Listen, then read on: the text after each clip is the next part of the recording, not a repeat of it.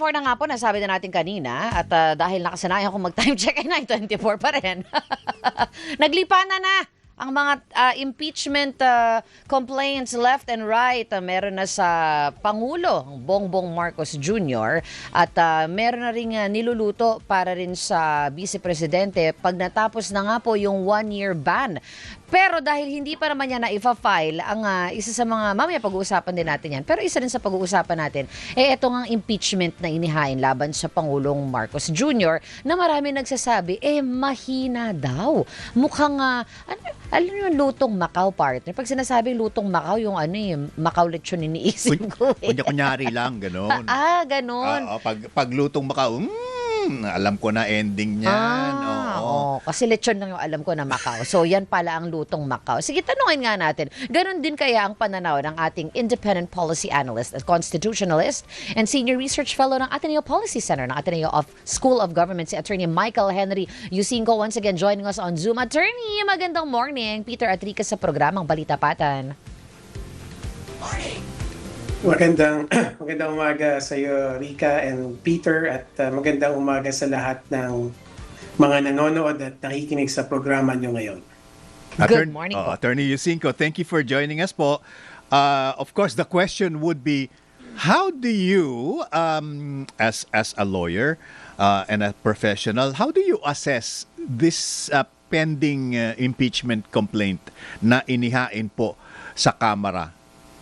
Could there be some truth to the rumor na lutong Macau, this is a preemptive strike, or whatever else? Please, sir. So, the complaint itself, kung titignan natin yung contents mismo, no, yung mga allegations and the way it's written, I would say it's very weak. No, in my view, hindi siya papasa dun sa sufficiency in substance test, no? Kasi it's full of allegations of opinion and speculation at walang strong evidence na naka-include, no?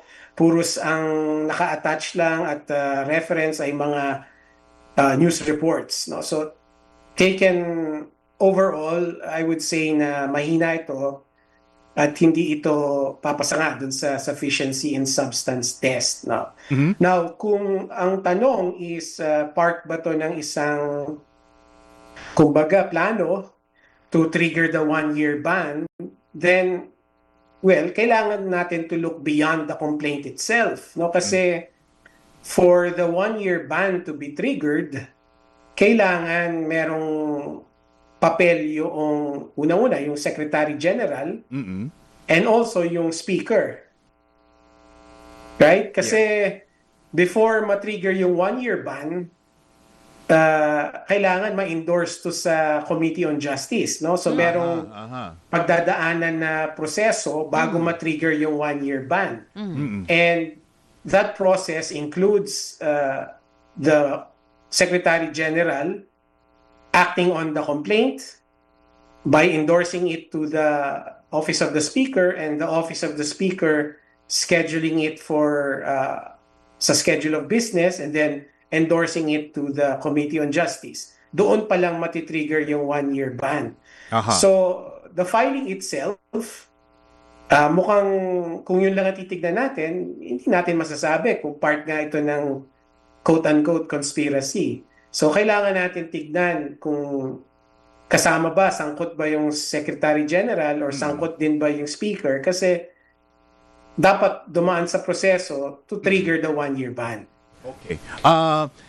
Only for education purposes, ano po ba ang nangyari dun sa multiple complaints na final against the VP, and how the Supreme Court decided on the matter? Ibig bang sabihin, dun sa 4 na complaints na inilatag laban kay VP Sara nung nakaraang taon, meron bang ilan doon na i-refer sa Committee on Justice ng then sitting Speaker?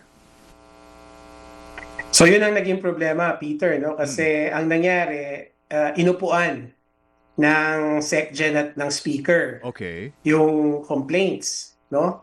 Pinalampas nila yung time period, which is the 10 days. Hindi nila inaksyonan, and then hindi na refer to the Committee on Justice. Now, ito ngayon yung peculiarity ng Supreme Court decision na yon, because now there is another way to trigger the 1-year ban. Now, dati kasi, before the decision, there was only one way to trigger the 1-year ban, and that is yung ma-endorse to sa Committee on Justice. Ngayon, meron pang isa. And that is kung tulugan ng SecGen at hindi niya aksyonan at palampasin niya yung 10 days na wala siyang ginagawa, that could also trigger the 1-year ban. Kasi ganun ang nangyari.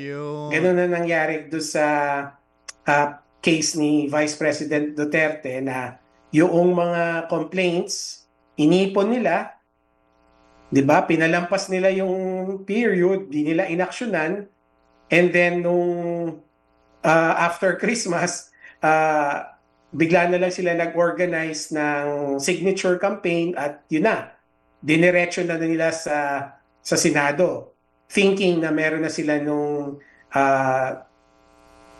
enough signatures, no, to bring it directly to the Senate. Ang sabi ng Korte Suprema, hindi pwede yun. You have to follow the process. Hindi pwede yung iipunin ng SecGen at papalampasin niya yung 10 days. Kasi sabi ng Korte Suprema, that is not discretionary on the part of the SecGen. When he receives the complaint, dapat aksyonan niya agad yun. Yan naman po ay in action, ano? Pero meron din po bang case na hindi aabot sa Committee of Justice dahil hindi na nila nakitang may merit yung mga complaint? Oh yes, meron. No? So, I mean, that's what I'm expecting actually kasi very obvious na yung complaint na na-file talagang will not, or at least should not, pass the sufficiency in substance test. No? Okay, So, opo. ang expectation ko, wala na yon, i-dismiss na nila yon. And therefore, the 1-year ban will not be triggered. Sino po yung nagde-decide nito, attorney? The SecGen. So, The SecGen. Of course, syempre merong mga lawyers yan, and they will follow certain standards. No? Hindi naman yan parang his own determination. Opo, ilang araw na po ang lumipas mula nang ito ay na-file, no? How many days?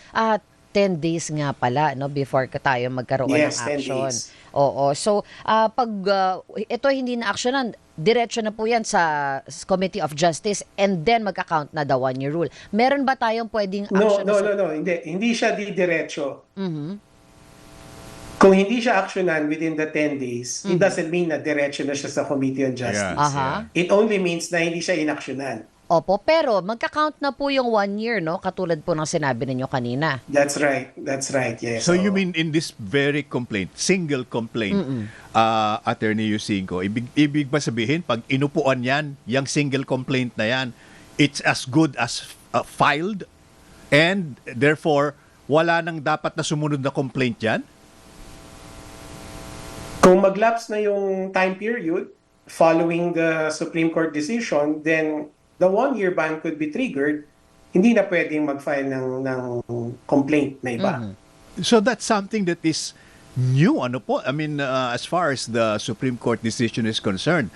Kasi wala naman pong specific provision na nagsasabi prior to this case against VP Sara na kapag yan inupuan mo ng 10 araw, wala kang ginawa, it's as good as officially filed and received, and therefore that now triggers the 1-year ban on another complaint.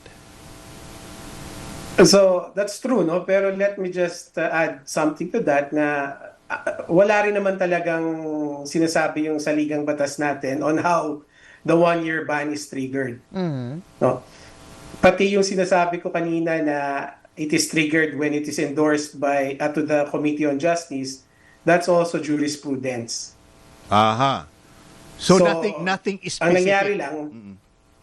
Ang nangyari lang na dalawa lang ngayon yung jurisprudence na pinangahawakan natin on how the one-year ban is triggered. Okay. Pwede po bang, sorry partner, pwede po ba magsalita ang Supreme Court about this? Parang katulad na nung ginawa nila dun sa kay VP Sara na parang sinabi nila dapat dadaan muna sa due process, hindi lang basta ito majority na parang nag-overlap doon sa sinasabi ng konstitusyon. Can they say something like that on this case? Kung titignan natin yung convention, usually hindi nagsasalita ang Korte Suprema regarding matters that are not brought to them, no? Kasi passive institution sila, they can only rule. Kung pagbabatayan ko yung recent trend sa Supreme Court natin na sometimes they are proactive, no, na they want to comment on certain issues na nare-relate nila sa mga dating decisions nila.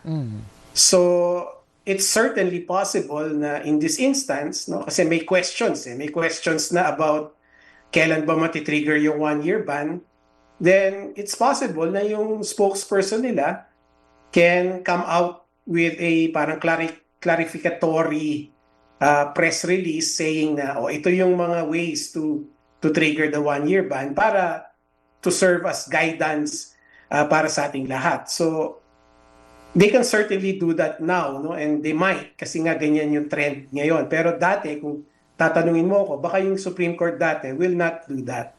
Okay. Attorney, kanina you discussed yung substance, ano po. Pero sa impeachment complaint, kailangan yung laging naririnig natin na sufficient inform and substance. Ano po ba yung sufficient inform? Ano pong ibig sabihin nun? So basically, dapat yung complaint will, Peter, will contain allegations of fact. No, hindi dapat mga statements of opinion or speculation lang, no? For instance, isa doon sa mga nakalagay doon na allegation supposed to be yung pagbuo ng ICI was done to shield allies, right? Yung isa doon sa mga allegations doon. That is purely opinion. In fact, that is my opinion also. Hindi yun allegation of fact. No? So, hindi yun papasa doon sa test. And also, yung sa unprogrammed funds, no? Sinasabi na it is unconstitutional and unlawful. But right now, that is only an opinion. And it's also my opinion, by the way. No? But yung paglagay ng unprogrammed funds is already a practice. Even before this administration. So may conflict of interpretation, no, na the correct venue to settle that conflict is the Supreme Court, not an impeachment. So yun ang ibig ko sabihin na hindi siya sufficient in substance. Okay. Attorney, kung halimbawa na merong nagdududa kung ano talagang ang complaint, impeachment complaint na ito, na merong iba pang purpose kaya nag-file ng complaint na ito. Pwede bang mag-file ng complaint against the complaint? Complaint against the complainant. Yes. Meron tayong mga criminal offenses regarding that or relating to that. No? Yung similar to yung mga nuisance activities, obstructing institutions. Meron tayong mga minor criminal offenses that can be pursued doon sa ganong klaseng action. Yeah, because further complicating po this impeachment complaint is the fact na ang nag-endorso po nung impeachment complaint ay si Pusong Pinoy Party List Representative Journey Jet Nisay. Ang Independent Commission for Infrastructure reportedly nag-recommend ng filing of charges against Nisay after his construction firm bagged several government projects despite him being an elected official. So may vested interest. So ibig sabihin medyo kaduda-duda or ano ba talaga yung agenda without casting any aspersions on his real motive. Ano po? Pero kagaya nito, pwede niyo bang questionin na inendorso mo yung complaint pero ikaw mismo may ano dito may kinalaman dito what do you think, attorney? Actually, the SecGen should be considering these points, no? Like I said, di ba, ang unang may responsibility over the complaint is the office of the SecGen to evaluate the impeachment complaint.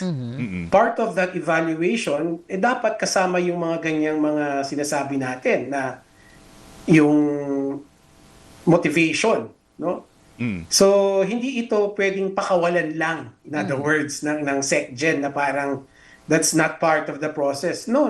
It's part of the evaluation process. The motives behind the impeachment complaint, no? So, kung yan ang mga points na nilalabas ngayon, that has to be considered by the Secretary General in the process of evaluating the impeachment complaint. Kung titingnan po natin, attorney, na parehong may niluluto na kaso ay impeachment complaints laban sa presidente, laban sa vice presidente, at dito sa mga nangyayari na pagtalakay natin ng flood control issue na yung iba ay sinasabi parang wala na tong pinatutunguhan. Sa tingin niyo po ba, this is just delaying tactic or tactic to, hindi naman delay, no, but to divert attention na wala nang nangyayari doon sa flood control mess, kaya nga po gumagawa na lang ng ibang paraan para may mahuling big fish?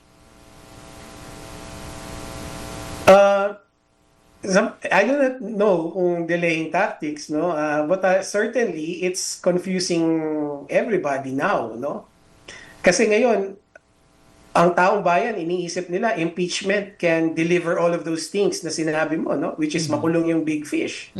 And maayos yung sistema sa gobyerno natin, particularly with corruption, no? But the reality is, at ito yung nawawala sa usapan, I think, na di-diminish yung importance is, kung gusto natin talaga makulong yung dapat makulong, including the big fish, ang dapat pinuputakti natin ay yung ombudsman. Because only the ombudsman can actually imprison or at least work towards the imprisonment of the corrupt and the restitution of the national coffers. Hindi naman magagawa ng impeachment yan Kahit nga yung mga Blue Ribbon Committee hearing, hindi naman magagawa yan So, siguro yun ang nagagawa nitong ganitong klaseng mga initiatives, no, na impeachment. Parang nababaling yung attention natin doon sa dapat pinuputakti natin, which is the office of the ombudsman.